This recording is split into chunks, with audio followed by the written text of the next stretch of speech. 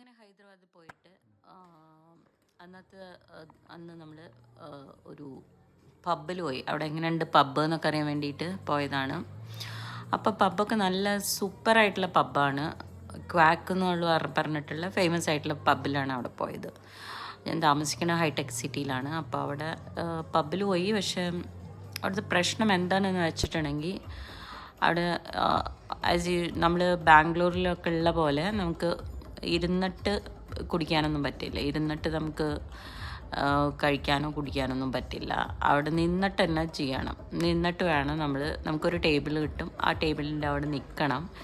അപ്പോൾ 3-4 hours നമ്മൾ നിൽക്കുക എന്ന് പറയണത് പോസിബിളായ കാര്യമല്ല. അതൊന്ന് നിന്ന് നമ്മുടെ കാലൊക്കെ വേദനിക്കാൻ തുടങ്ങും. അത് രണ്ടാമത്തെ കാര്യം. അപ്പോൾ നിന്നിട്ട് തന്നെ നമ്മൾ എൻജോയ് ചെയ്യണം. അപ്പോൾ വേണ്ട ആൾക്കാർക്ക് ഡാൻസ് ചെയ്യാം, വേണ്ടാത്ത ആൾക്കാർക്ക് നിന്നിട്ട് കാണാം. പിന്നെന്താ വെച്ചാൽ ഒരു ലൈറ്റിൻ്റെ കളിയാണ്. ലൈറ്റോട് ലൈറ്റ്, പിന്നെ ഹെവി മ്യൂസിക്. ഇതൊക്കെയാണ് അവിടുത്തെ പബ്ബിൻ്റെ വിശേഷങ്ങൾ. അപ്പോൾ പബ്ബൊക്കെ നല്ല പബ്ബാണ്.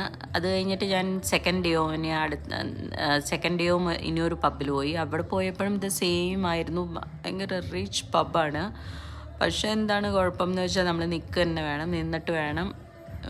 ഇത്രയും ടൈമൊക്കെ നിൽക്കേണ്ടി വരും. ഇപ്പോൾ നമ്മൾ ഒരു 8 o'clock പോയ സോ അത് ഡാൻസും കാര്യങ്ങളൊക്കെ തുടങ്ങുമ്പോഴേക്കും ഒരു 11 o'clock ആവും, 11-12 ആവും. അപ്പോൾ അത്രയും ടൈം നിൽക്കുക എന്ന് പറയണത് ഭയങ്കര ബുദ്ധിമുട്ടായിട്ടുള്ളൊരു കാര്യമാണ്.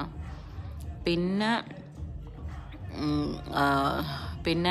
നല്ല കുഴപ്പമില്ല. ആംബിയൻസ് ഒക്കെ നല്ല രസമായിരുന്നു. ഈ ലൈറ്റ് കത്തണത് എന്താണെന്ന് വെച്ചിട്ടുണ്ടെങ്കിൽ നമ്മൾ ഓരോ ടേബിളിൽ